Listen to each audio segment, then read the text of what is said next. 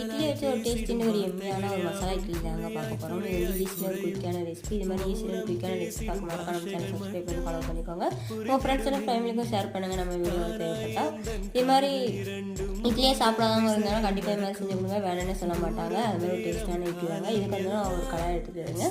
கடாய் நல்லா சுடுவானும் எண்ணெய் அதுக்கப்புறம் கடுகு கருவேப்பிலை போட்டு நல்லா தாளிச்சிட்டு அப்புறம் புதுசாக நறுக்கி வச்சு ஒரு பெரிய வெங்காயம் கேப்சிகம் ரெண்டையும் எடுத்து நல்லா வதக்குங்க. கோல்டன் ப்ரௌன்ஸ் கலர் வரைக்கும் நல்லா வதக்கிட்டு அதுக்கப்புறம் ஒரு கட் பண்ணி வச்சுருந்த ஒரு தக்காளி ஃபுல்லாக போட்டு நல்லா வதக்கிட்டு இருக்கும்.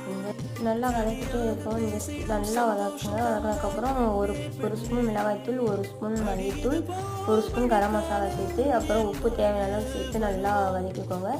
அதுக்கப்புறம் தனியாக கட் பண்ணி எடுத்து வச்சுருந்த இட்லியை போட்டு நல்லா இதில் மிக்ஸ் பண்ணிங்கன்னா ஒரு டேஸ்டின்னு ஒரு எளிமையான மசாலா இட்லி ரெடியாகுங்க. கண்டிப்பாக செஞ்சு